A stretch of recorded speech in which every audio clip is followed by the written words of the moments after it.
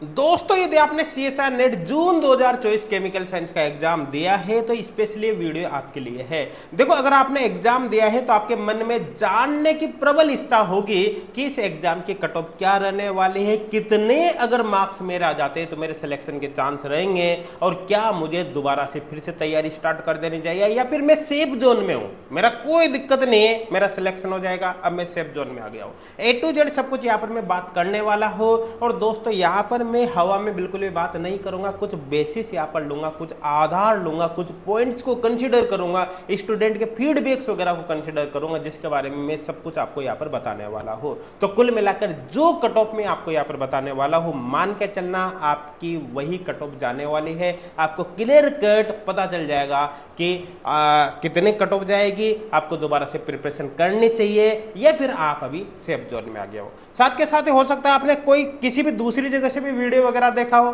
तो कोई दिक्कत नहीं, आपने कहीं से भी देखा हो उसके बाद भी इस वीडियो को आप कंप्लीट जरूर देख लेना, ताकि आपके दिमाग में किसी प्रकार का कोई डाउट नहीं रहे। तो चलिए यहाँ पर शुरुआत करते हैं। सबसे पहले तो मैं आपको बता देता हूँ, यहाँ पर जो कट ऑफ का अपन एनालिसिस करेंगे, कट ऑफ की बात करेंगे, वो कुछ बेसिस पर करेंगे। जैसे एक तो स्टूडेंट के फीडबैक को यहाँ पर बेसिस लेंगे। देखो कई सारे स्टूडेंट का हमने यहाँ पर फीडबैक लिया है ना, उनसे बात करिए, उनसे पूछा है मैसेज वगैरह एटसेट्रा के बेसिस पर, जिन्होंने हमको बताया है उसको भी यहाँ पर अपन बेसिस लेंगे। ठीक है, साथ के साथ एग्जाम लेवल का एनालिसिस करेंगे कि आपका एग्जाम किस लेवल का आया है, इजी आया था, हार्ड आया था, मॉडरेट आया है, उसको भी बेसिस मानेंगे।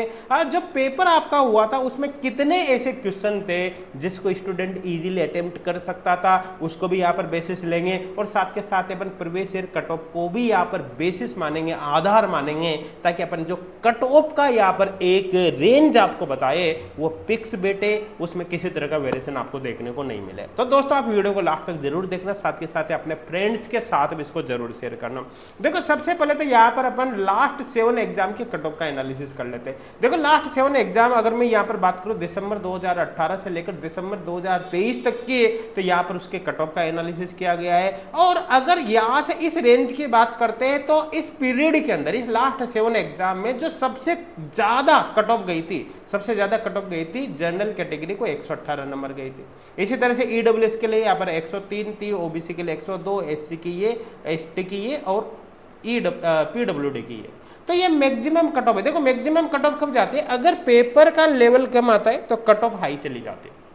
जैसे यहाँ पर देखो ये 118 नंबर जो कट ऑफ जा रही थी जनरल के, अच्छा ये जो कट ऑफ थे ना, ये एक्चुअली मैं जेआरएफ के कट ऑफ बता रहा हूँ यहाँ पर, ये नेट के कट ऑफ नहीं। आपको पता है नेट के कंपैरिजन में जेआरएफ के हाई जाती है, नेट की कट ऑफ कम रहती है, ठीक है ना। जैसे ये 118 नंबर जो कट ऑफ गई थी जनरल कैटेगरी में जेआरएफ की, वो दिसंबर 2023 के अंदर गई थी। इसी तरह एडब्ल्यूएस में जो ये 103 कट ऑफ गई थी, ये भी दिसंबर 2023 में गई। और आपने अगर दिसंबर 2023 का पेपर दिया हो तो आपको पता चलेगा दिसंबर 2023 का पेपर काफी ईजी था, है ना, इसलिए कट ऑफ वहां पर जंप कर गए, कट ऑफ हाई कर गए। और दूसरी बात अपन को पता है कि वहां पर थोड़ा सा गड़बड़ी के चांस भी उस समय लगे थे, उसकी वजह से भी वहां पर कट ऑफ बढ़ने के चांस थे, है ना, कट ऑफ बढ़ने के चांस थे। पेपर हालांकि इतना इजी नहीं था दिसंबर 2023 में, लेकिन उसके बावजूद भी कट ऑफ वहां पर बढ़ी है, तो उसमें थोड़ा सा पेपर में भी गड़बड़ी होने की पॉसिबिलिटी लगी थी अपन को, तो हो सकता है वो भी रीजन रहा हो। लेकिन दूसरी बात, अगर अपन सबसे लोवेस्ट कट ऑफ की बात करें तो लोवेस्ट कट ऑफ आप देख सकते हो जनरल कैटेगरी में 95.5 कट ऑफ इस पीरियड में सबसे कम रही है, इससे कम कट ऑफ नहीं गई है लास्ट 7 एग्जाम के अंदर। इस तरह ईडब्ल्यूएस के अंदर 88.5 थी, ओबीसी में 83.5 थी, इसी तरह बाकी कैटेगरी की भी आप यहाँ पर देख सकते हैं। तो ये लोवेस्ट कट ऑफ देखो कब रही है, जब पेपर टफ आया। तो इस समय जब ये कट ऑफ सबसे कम रही है तब पेपर का लेवल काफी ज्यादा था। तो कुल मिलाकर सीधी सीधी बात है, पेपर का लेवल हाई है तो कट ऑफ यहाँ पर क्या जाएगी भाई, कम जाएगी। पेपर का लेवल लो है तो कट ऑफ हाई जाएगी। तो अपन अब एग्जाम लेवल के बारे में सबसे पहले बात कर लेते हैं। देखो अगर मैं आपके इस एग्जाम की बात करूं, जून 2024 का एग्जाम हुआ था, ये इजी तो बिल्कुल भी नहीं था, इजी तो बिल्कुल भी नहीं था। ये पेपर आपका रहा है मॉडरेट टू हार्ड, समझ में आ गया होगा। अब देखो मॉडरेट टू हार्ड, एक्चुअली देखो ये हर स्टूडेंट के लिए क्राइटेरिया अलग हो सकता है। जैसे कोई स्टूडेंट है जिसके subject inorganic plus organic plus physical में बहुत ही जबरदस्त कमांड है, तो उसके लिए जाहिर सी बात है पेपर इजी भी उसको लग सकता है ना। लेकिन मैं ज्यादातर स्टूडेंट की बात कर रहा हूं, मैक्सिमम स्टूडेंट के लिए जो पेपर का लेवल था वो मॉडरेट टू हार्ड था, इजी बिल्कुल भी नहीं था। अगर मैं पार्ट बी और पार्ट सी की भी बात करूं तो पार्ट बी में जो एग्जाम लेवल रहा है इनऑर्गेनिक के कंपेरिजन में फिजिकल हार्ड थी, फिजिकल के कंपैरिजन में ऑर्गेनिक हार्ड थी। देखो ऑर्गेनिक यहां पर सबसे ज्यादा हार्ड क्यों थी, जनरली क्या होता है, देखो ध्यान देना समझना, जैसे अपन इनऑर्गेनिक और फिजिकल की बात करें पार्ट बी में, तो यहाँ पर एक ट्रेंड फॉलो हुआ था। ट्रेंड कैसे, जैसे प्रीवियस ईयर में जिस तरह के क्वेश्चंस आते थे लगभग उससे मैच करते हुए क्वेश्चन यहाँ पर देखे गए हैं। लेकिन ऑर्गेनिक केमिस्ट्री की बात करो तो ऑर्गेनिक केमिस्ट्री में इस बार थोड़ी सा डिफरेंट टाइप के क्वेश्चंस डाले गए हैं। प्रीवियस ईयर में जैसे क्वेश्चन पहले पूछे जाते थे उनसे थोड़ी सी हटकर क्वेश्चन यहाँ पर डाले गए हैं।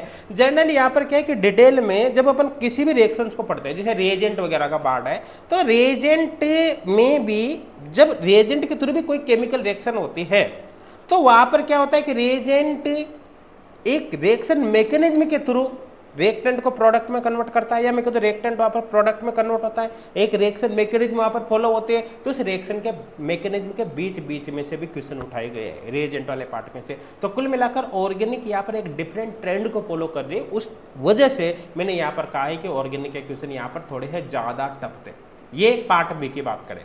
पार्ट सी की बात करें तो पार्ट सी में इनऑर्गेनिक सबसे टफ अपन मान सकते हैं। एक्चुअली इनऑर्गेनिक सबसे टफ नहीं थी, लेकिन मैं बता रहा हूं कैसे टफ है।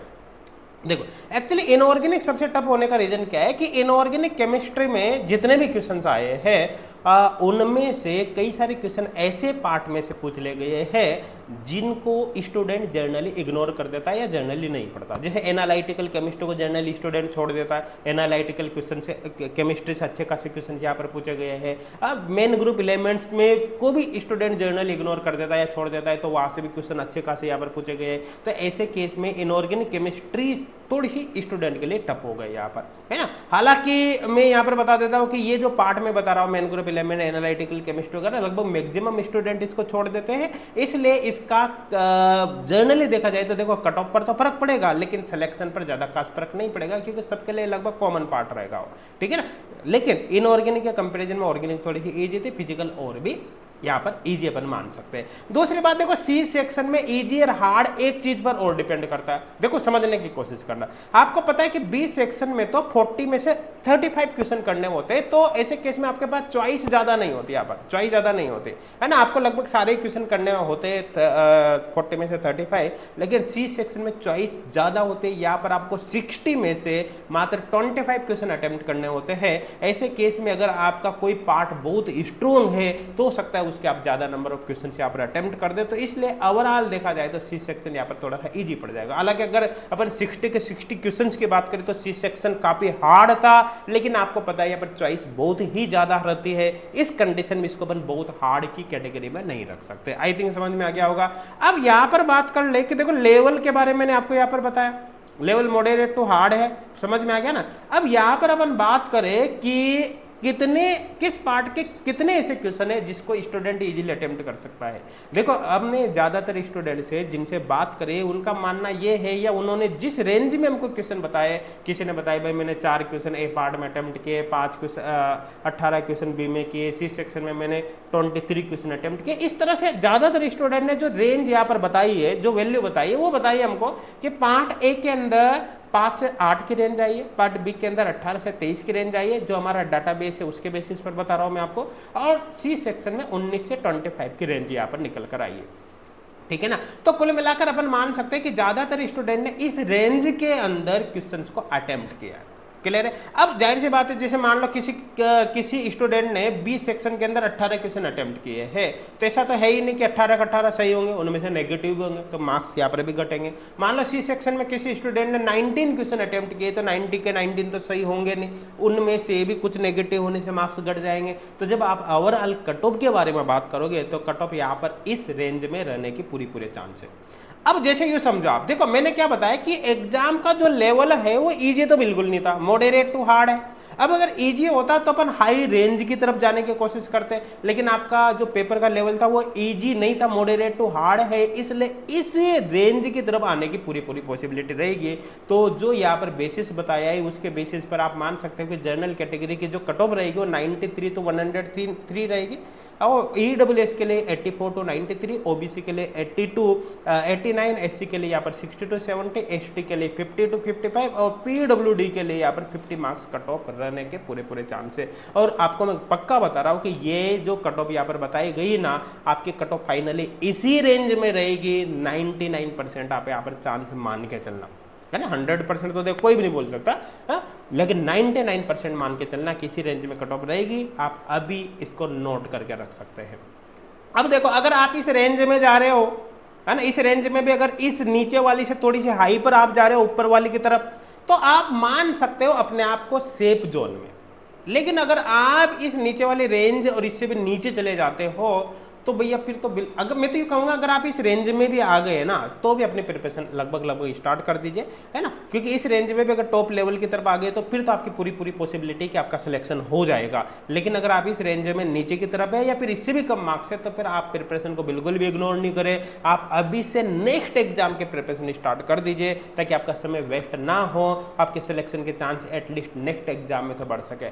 एच गुड क्लासेज भी यहाँ पर आपकी हेल्प कर सकता है। देखो एच गुड क्लासेज एप्लीकेशन पर नेट केमिकल साइंस के लिए फ्री और पेड दोनों तरह के कोर्सेज अवेलेबल है। फ्री कोर्स की भी अगर मैं बात करता हूं तो फ्री कोर्स के अंदर 1000 प्लस वीडियो लेक्चर्स है, डिटेल वीडियो लेक्चर्स, जिनके हेल्प से आप सीएसआर नेट के लिए फ्री ऑफ कॉस्ट यहाँ पर प्रिपरेशन कर सकते हो, है ना। इसके साथ साथ देखो यहाँ पर फर्स्ट ग्रेड के भी लिए भी free online courses H good classes application पर आपको मिल जाएगा। देखो एच गुड क्लासेज एप्लीकेशन तो देखो आपको डाउनलोड कर ही लेना चाहिए, वीडियो के डिस्क्रिप्शन में आपको लिंक भी मिल जाएगा, आप अभी डाउनलोड करें और फ्री कोर्स को वहां पर जरूर ज्वाइन कर ले। और छोटी सी अगर आप अमाउंट खर्च कर सकते हो तो सीएसआर नेट और गेट के लिए पेड कोर्सेज भी अवेलेबल है ना। पेड कोर्स ज्वाइन करने से पहले आप फ्री डेमो लेकर भी देख सकते हैं, लेकिन मैं नहीं करा भाई आप पेड कोर्स ज्वाइन करो। आप पेड कोर्स ज्वाइन नहीं भी करो तब भी कम से कम अपनी प्रिपरेशन को आप पोज ना करें, आप फ्री कोर्स के तरफ अपनी प्रिपरेशन की स्टार्ट कर दे। आप अभी इसी वक्त एच गुड क्लासेज एप्लीकेशन को डाउनलोड करके आप फ्री कोर्स ज्वाइन करें, अपनी प्रिपरेशन की स्टार्ट कर दे। साथ के साथ दोस्तों मैं इस वीडियो को आप अपने फ्रेंड्स तक भी शेयर करें ताकि इस कट ऑफ के बारे में उनको भी जानकारी मिल सके, उन तक भी इंफॉर्मेशन मिल सके। Thank you.